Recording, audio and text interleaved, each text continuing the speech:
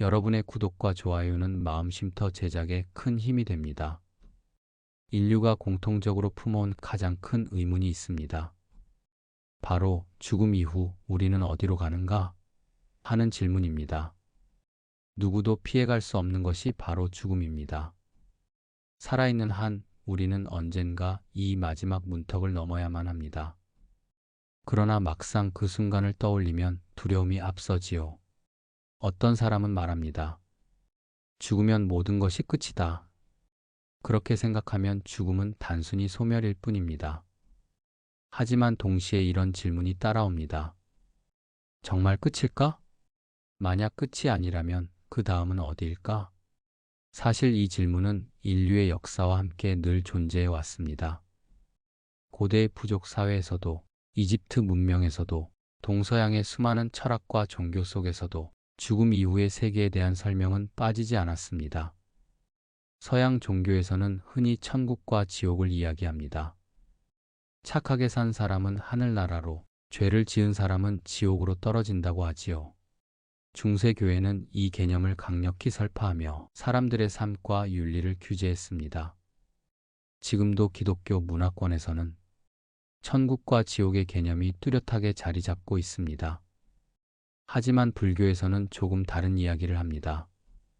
불교는 천국과 지옥이라는 이분법적인 세계관을 넘어 육도윤회라는 훨씬 더 복잡하고 세밀한 세계관을 제시합니다. 육도란 6갈래의 길, 곧 지옥아 기축생아수라 인간천상의 세계를 말합니다. 지옥은 극한의 고통을 받는 세계입니다. 아기는 아무리 먹고 마셔도 갈증과 굶주림이 해결되지 않는 세계입니다. 축생은 짐승으로 태어나 무지와 본능 속에서 살아가는 세계이지요. 아수라는 투쟁과 다툼이 끊이지 않는 세계입니다. 인간 세상은 고통과 기쁨이 공존하는 세계이며 수행과 깨달음의 가능성이 열려 있는 곳입니다. 천상은 말 그대로 하늘의 세계, 즐거움과 행복이 가득한 곳입니다. 이렇게 6가지 길을 끝없이 돌고 도는 것이 바로 윤회입니다. 불교의 가르침에 따르면 우리는 단순히 죽으면 끝이 아니라 자신의 업, 즉 행위와 의도에 따라 다음 삶의 길로 흘러갑니다. 선한 마음과 행위를 쌓으면 좋은 곳으로, 악한 행위와 집착을 쌓으면 고통스러운 세계로 떨어지는 것이지요. 그렇다면 정말로 지옥과 천국, 그리고 이 육도의 세계가 존재할까요? 혹은 단순히 상징적인 이야기일 뿐일까요? 여기서 주목해야 할 것은 불교 경전 속에 이 문제에 대한 명확한 단서들이 있다는 점입니다. 부처님께서는 깨달음을 통해 생사의 굴레를 꿰뚫어 보셨습니다. 그분은 단순히 사유나 상상으로 죽음 이후의 세계가 있다고 말하신 것이 아닙니다. 직접 보고 알고 경험한 것을 제자들에게 설하셨던 것입니다. 경전에는 우리가 죽은 뒤 어디로 가는지에 대한 수많은 가르침이 남아 있습니다. 그 중에서도 특별히 중요한 7가지 증거가 등장합니다. 이 7가지는 단순히 믿으라고 강요하는 것이 아니라 합리적으로 사고해도 수긍할 수 있는 근거들을 제시합니다. 예를 들어 부처님은 제자들에게 과거의 삶을 기억하게 하셨습니다. 선정에 깊이 들어간 수행자들은 전생의 삶을 떠올리고 자신이 어떻게 태어나고 죽었는지를 생생히 기억했습니다. 또 다른 사례에서는 막 태어난 아기가 이전 생의 기억을 이야기하며 그것이 사실로 밝혀지는 경우가 전해집니다. 여러분은 혹시 이런 경험을 들어본 적이 있으신가요? 어린아이가 이전에 가본 적 없는 곳을 정확히 묘사한다든지, 알 수 없는 언어를 말한다든지, 전혀 배운 적 없는 지식을 꺼내놓는 경우 말입니다. 현대 과학에서도 이러한 사례들은 여전히 설명하기 어려운 미스터리로 남아 있습니다. 불교에서는 이 모든 것을 윤회의 흔적이라고 설명합니다. 그렇다면 부처님은 죽음 이후의 세계를 어떻게 말씀하셨을까요? 그리고 그 세계가 실제로 존재한다는 증거는 무엇일까요? 오늘 우리는 불교 경전 속에서 찾아낸 죽음 이후 우리가 어디로 가는지를 보여주는 7가지 명확한 증거를 살펴보려 합니다. 아마 이 이야기를 끝까지 들으신다면 죽음 이후에 대한 두려움이 조금은 달라질 것입니다. 죽음을 막연히 공포로 바라보기보다는 삶을 어떻게 살아야 할지, 어떤 마음을 쌓으며 살아야 할지에 대한 분명한 길을 보게 될 것입니다. 부처님께서는 이렇게 말씀하셨습니다. 생사윤회를 아는 이는 죽음을 두려워하지 않는다.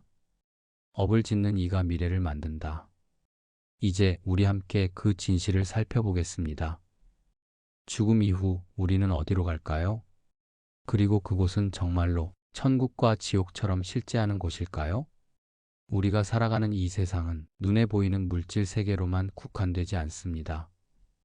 불교에서는 이 세상이 단 한 번의 삶으로 끝나는 것이 아니라 끊임없이 이어지는 생사의 흐름, 곧 윤회의 세계로 이루어져 있다고 설명합니다. 윤회는 단순한 상징이 아닙니다. 우리가 매일 겪는 기쁨과 슬픔, 만나게 되는 인연과 겪어내는 고통까지 모두 업의 힘에 의해 이어져 있다는 깊은 통찰입니다. 불교에서는 윤회의 길을 6가지로 구분합니다. 이를 육도윤회라 부릅니다. 지옥도, 아기도, 축생도, 아수라도, 인간도, 천상도. 이 6가지 세계는 단순히 저 먼 곳에만 존재하는 신비한 차원이 아니라 우리의 삶 속에서도 모습을 드러내곤 합니다. 예를 들어 지옥은 단지 죽은 뒤 불길 속에서 고통받는 장소로만 존재하지 않습니다. 분노와 원망으로 불타는 마음을 간직한 사람은 살아있는 동안에도 이미 지옥을 경험하고 있습니다. 반대로 천상은 단순한 신들의 낙원이 아니라 우리가 잠시 경험하는 행복과 충족의 상태이기도 합니다. 그러나 경전에서는 이 6길이 실제하는 세계로 존재하며 죽음 이후 중생들은 업보에 따라 이 길을 윤회한다고 분명히 밝히고 있습니다. 첫째, 지옥도는 끝없는 고통의 세계입니다. 경전에서 묘사되는 지옥은 상상하기조차 힘든 고통으로 가득 차 있습니다. 지장경에는 죄를 지은 영혼들이 뜨거운 불길 속에서 타오르거나 얼음 지옥에서 몸이 갈라지는 형벌을 받는 장면이 나옵니다. 분노와 증오로 가득 찬 삶을 살았던 자들은 이러한 지옥의 길로 떨어지게 됩니다. 부처님께서는 분노는 가장 큰 적이라 말씀하시며 화를 다스리지 못하는 삶이 결국 자신을 지옥의 불구덩이로 이끈다고 경고하셨습니다. 둘째, 아기도는 끝없는 결핍과 굶주림의 세계입니다. 아기는 탐욕과 집착의 상징입니다. 배는 산처럼 부풀어 있으나 목구멍은 바늘구멍보다 좁아 아무것도 삼키지 못하는 존재. 이것이 바로 아기의 모습입니다. 불설아 기경에는 끝없는 굶주림과 목마름 속에서 아무리 먹고 마셔도 채워지지 않는 존재들의 이야기가 나옵니다. 생전의 탐욕으로 가득 차 남을 속이고 가진 것을 나누지 않고 끊임없이 더 많은 것을 원했던 자들이 아기도의 삶을 살아가게 됩니다. 셋째, 축생도는 무지와 두려움의 세계입니다. 축생은 곧 짐승의 길입니다. 무지와 어리석음, 그리고 본능에만 따라 살아가는 존재들입니다. 경전에서는 사람으로 태어나는 것이 극히 드물고 귀한 인연이라고 강조합니다. 왜냐하면 지혜를 닦을 수 있는 길은 인간뿐이기 때문입니다. 어리석음과 무지에 사로잡혀 삶을 허비하면 결국 축생의 길로 다시 태어나고 고통과 두려움 속에 살아가게 된다고 합니다. 넷째, 아수라도는 끝없는 싸움과 경쟁의 세계입니다. 아수라는 신적 능력을 지녔으나 끝없는 질투와 다툼 속에서 살아가는 존재들입니다. 천상에 태어났으나 부처님의 가르침에 도달하지 못하고 끊임없는 경쟁과 전쟁을 일으키는 세계. 이는 살아있는 우리 삶에서도 비슷합니다.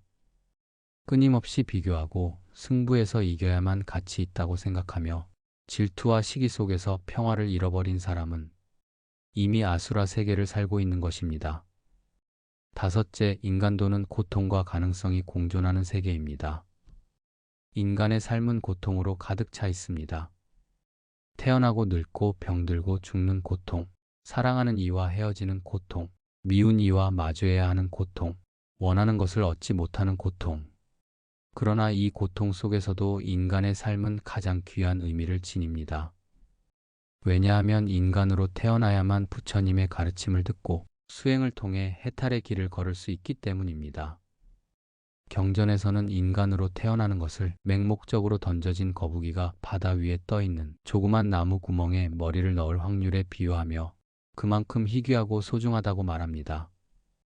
여섯째, 천상도는 즐거움의 세계, 그러나 무상한 세계입니다.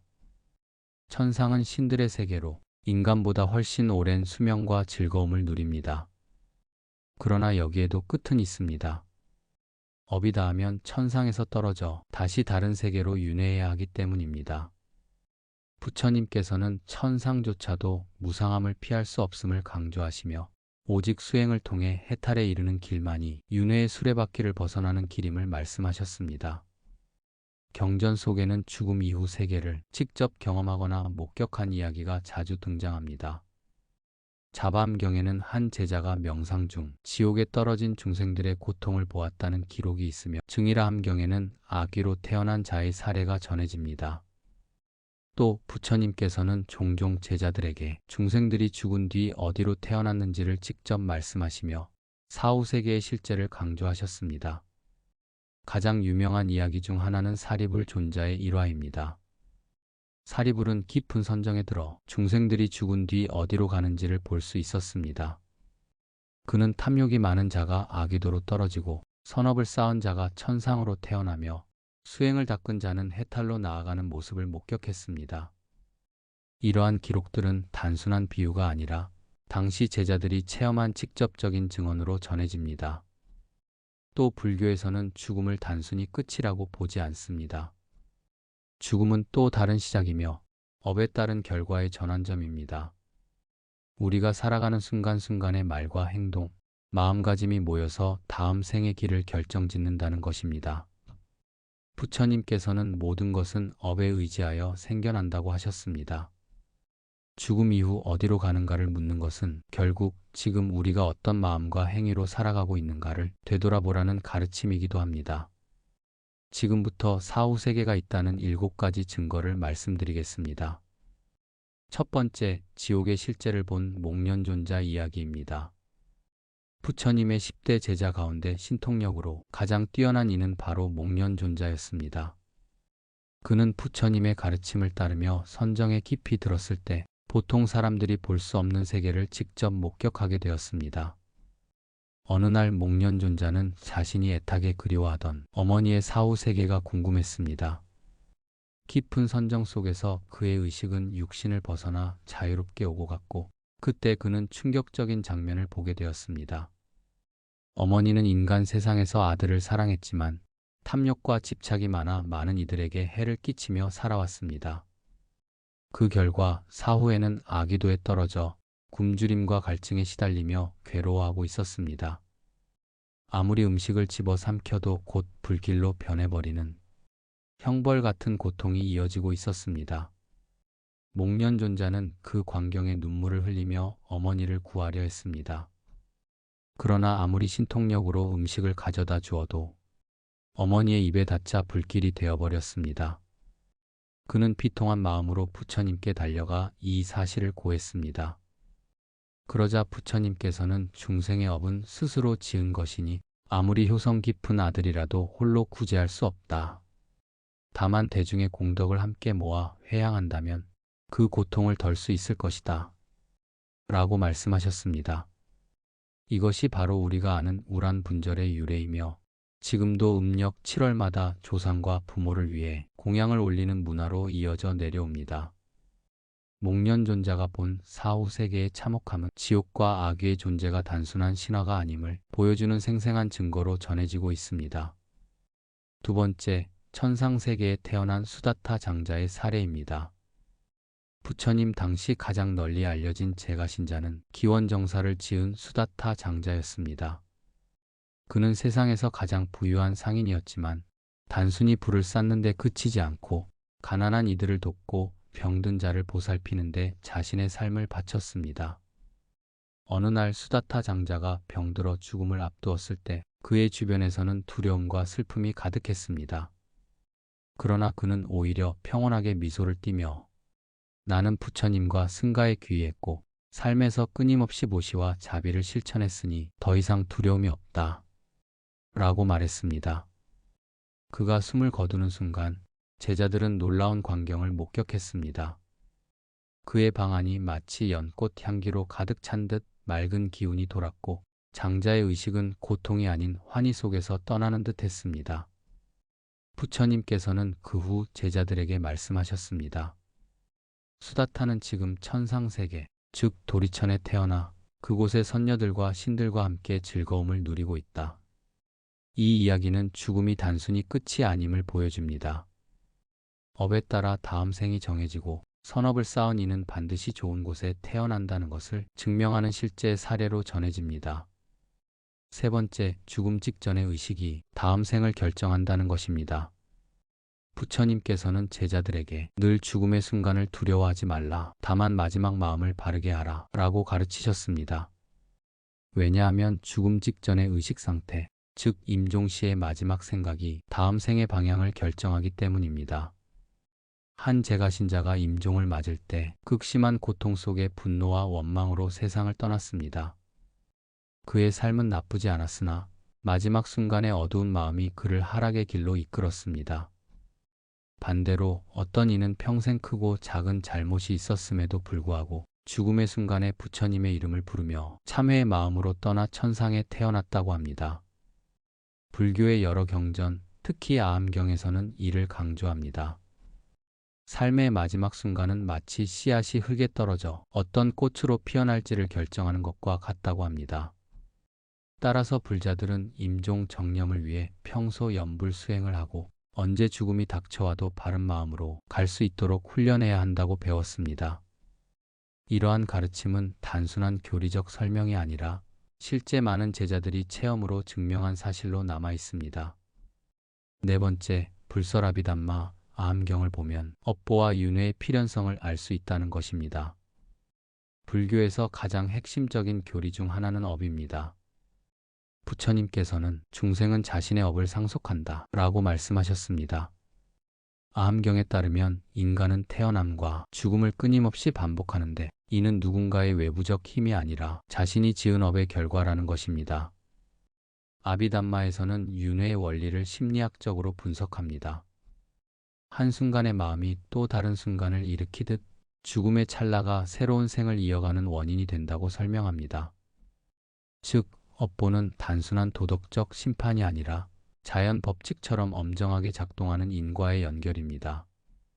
실제로 제자들 가운데 전생의 기억을 본 이들이 있었고 부처님께서는 그들을 통해 너희가 오늘 겪는 고통은 우연이 아니라 과거에 뿌린 씨앗의 열매일 뿐이다 라고 가르치셨습니다. 업과 윤회는 필연이며 이는 죽음 이후의 세계가 존재함을 강하게 뒷받침합니다.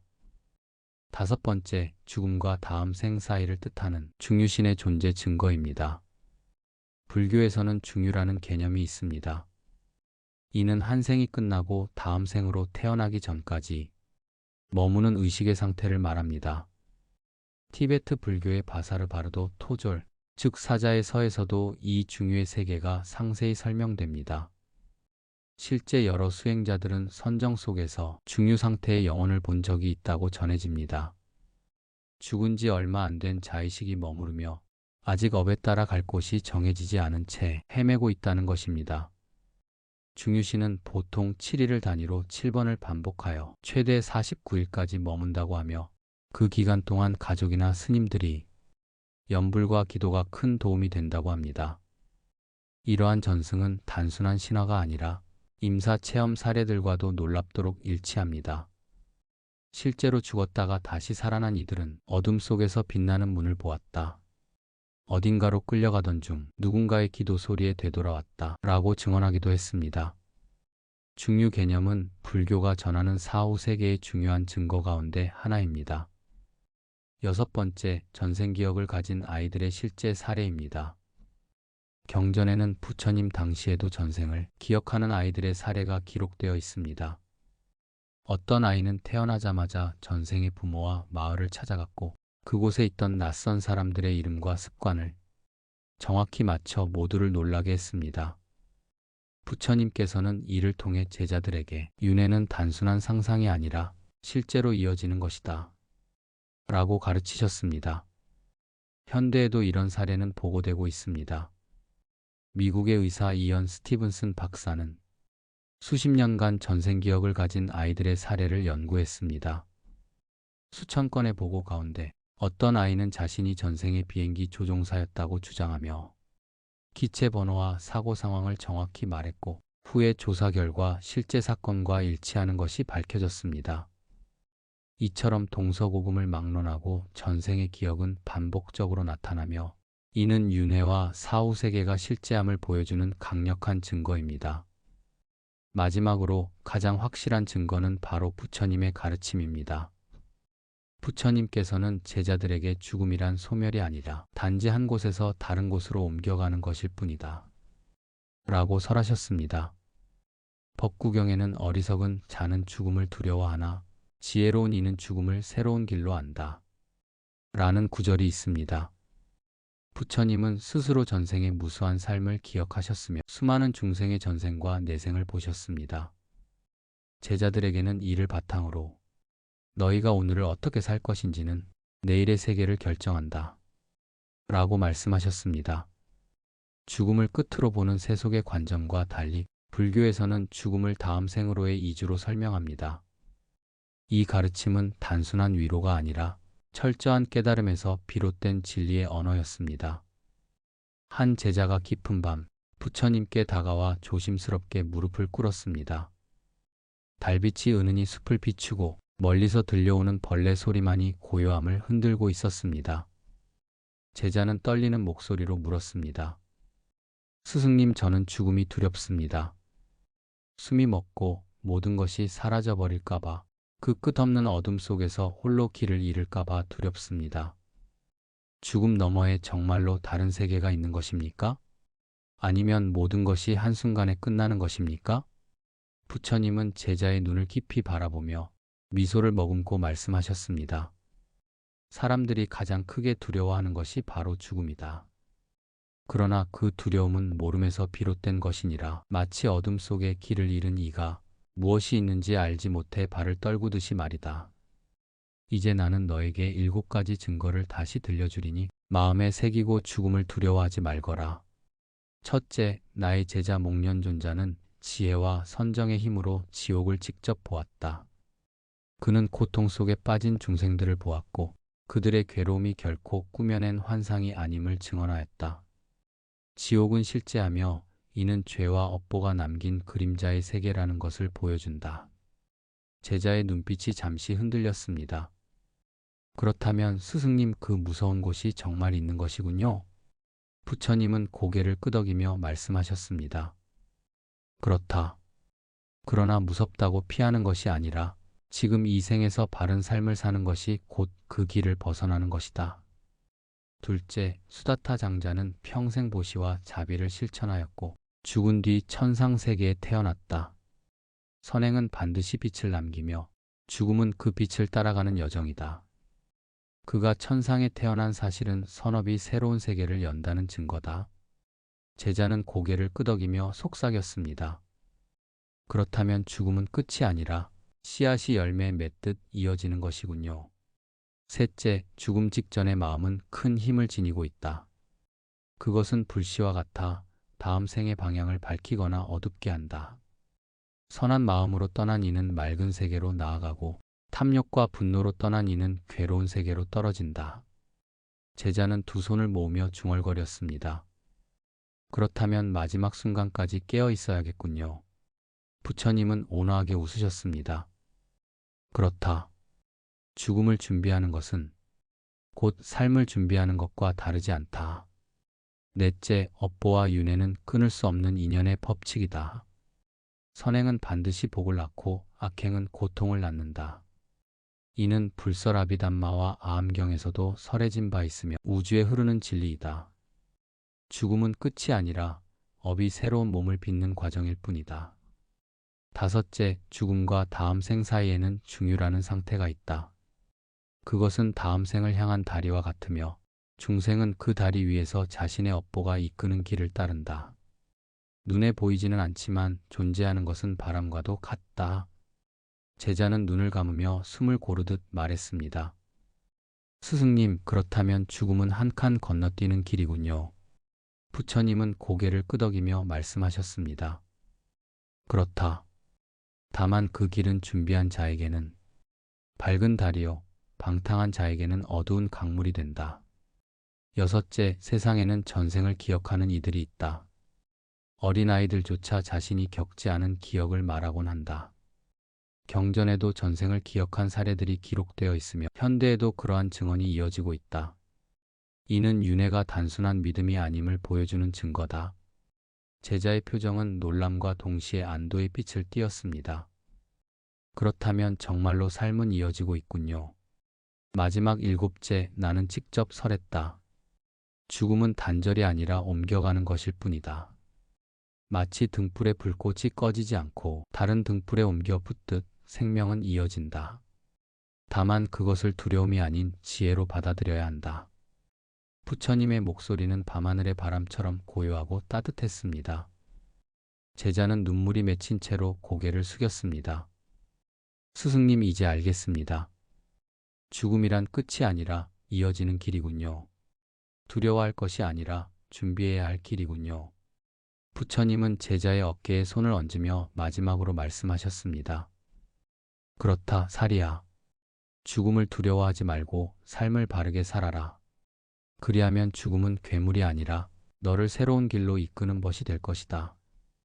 그 순간 제자의 얼굴에는 두려움 대신 고요한 미소가 번졌습니다. 마치 긴긴 어둠을 지나 새벽의 빛을 맞이한 듯 했습니다. 죽음을 생각하면 많은 사람들은 두려움에 사로잡힙니다. 그 이후에 나는 어떻게 될까? 혹시 모든 것이 끝나는 것은 아닐까? 라는 불안이 마음을 흔들곤 하지요. 하지만 부처님의 가르침은 분명합니다. 죽음은 끝이 아니라 또 다른 시작이며 우리가 남긴 말과 행동, 그리고 마음이 그 다음 길을 밝힌다고 하셨습니다. 불교에서는 이를 업이라고 합니다. 업이란 단순히 큰 잘못이나 공덕을 쌓는 특별한 행위만을 말하지 않습니다. 우리가 지금 이 순간 내뱉는 작은 말 한마디, 누군가를 향해 품는 따뜻한 마음, 혹은 순간적인 분노와 집착까지 모두 업으로 기록됩니다. 그러니 죽음을 두려워할 이유는 단순히 끝이라는 불확실성 때문이 아니라 우리가 만들어 온 업이 어떤 미래를 열어줄지 모르기 때문입니다. 부처님께서는 제자들에게 이렇게 말씀하셨습니다. 지금의 삶이 곧 다음 생의 기초가 된다. 그러므로 오늘 하루를 헛되이 보내지 말라. 한순간의 바른 생각과 바른 행위가 미래의 어두운 길을 환히 비추리라. 이 말은 우리에게 강력한 희망을 줍니다. 죽음은 피할 수 없지만 그 길이 두렵지 않은 이유는 바로 우리가 오늘부터 바르게 살 수 있기 때문입니다. 내 마음이 선하면 그 선한 마음이 반드시 길을 열어주고 내 행동이 남을 이롭게 하면 그 이로움이 다시 나에게 되돌아옵니다. 마치 씨앗을 뿌리면 반드시 꽃이 피듯이 우리의 업은 반드시 열매를 맺습니다. 많은 이들이 죽은 뒤의 세계를 알 수 없어 불안해하지만 부처님은 이미 길을 가르쳐 주셨습니다. 우리가 걷는 이 길은 단절된 길이 아니라 과거와 현재와 미래가 이어지는 윤회의 길입니다. 그러므로 중요한 것은 지금 내가 어디에 서 있는가입니다. 내가 욕심과 분노로 하루를 채운다면 그 업은 어둡게 쌓일 것입니다. 그러나 내가 비록 부족하고 작은 존재일지라도 매일 선한 마음을 키우고 남을 돕고 바른 길을 걷는다면 그 업은 밝은 미래를 보장할 것입니다. 한 스님은 임종을 앞둔 이에게 이렇게 말했습니다. 죽음은 낯선 길이 아니라 우리가 걸어온 삶의 그림자일 뿐입니다. 지금까지 지은 업이 새로운 길을 열어주니 두려워하지 말고 당신이 살아온 그 선함을 믿으십시오. 이 말은 단지 위로의 말이 아니라 부처님의 가르침을 가장 단순하게 풀어낸 말이기도 합니다. 그렇다면 우리에게 남겨진 과제는 분명합니다. 죽음을 두려워하기보다 지금 이 순간을 두려워하지 않고 바르게 살아가는 것입니다. 우리가 지금 짓는 생각, 우리가 지금 하는 행동, 우리가 지금 품는 마음이 곧 우리의 미래이기 때문입니다. 만약 누군가 죽음 이후를 준비하는 가장 좋은 방법은 무엇입니까? 라고 묻는다면 그 답은 화려하거나 신비로운 것이 아닙니다. 그저 오늘을 잘 사는 것, 매 순간 바른 마음을 일으키는 것입니다. 누군가에게 상처 주는 말을 삼가고 작지만 따뜻한 도움을 건네며 내 욕심을 조금 내려놓는 것. 그것이 바로 죽음을 준비하는 가장 지혜로운 길입니다. 죽음을 두려워하는 마음은 누구에게나 있습니다. 그러나 그 두려움 속에 머무는 것이 아니라 두려움을 넘어 삶의 본질을 깨닫는 것이 불자의 길입니다. 두려움은 우리를 억누르지만 깨달음은 우리를 자유롭게 합니다. 부처님은 말씀하셨습니다. 죽음을 두려워하지 말라. 오히려 지금을 헛되이 사는 것을 두려워하라. 이 말씀을 마음에 새긴다면 죽음은 더 이상 공포의 대상이 아닙니다. 오히려 삶을 깊이 있게 살도록 이끄는 가장 강력한 스승이 됩니다. 우리는 죽음을 통해 오늘을 더 귀하게 바라보고 지금 이 순간 선한 씨앗을 뿌릴 수 있습니다. 그러니 청중 여러분, 오늘부터 다시 시작합시다.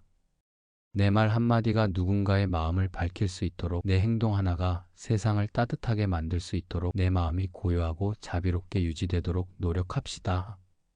그것이 곧 내 다음 생을 밝히는 등불이 될 것입니다. 죽음은 끝이 아닙니다. 죽음은 또 다른 시작이며 우리가 어떤 삶을 살았는지를 보여주는 거울입니다. 그러니 두려움에 머무르지 말고 지금 이 순간을 온전히 살아내십시오. 지금의 말, 지금의 행동, 지금의 마음이 곧 나의 내일을 만들고 다음 생을 결정합니다. 그러니 두려움 대신 희망을 품으십시오. 절망 대신 실천을 선택하십시오. 오늘 내가 짓는 선한 업이 곧 나의 내일이 됩니다. 그리고 그 내일은 반드시 빛으로 이어질 것입니다. 감사합니다.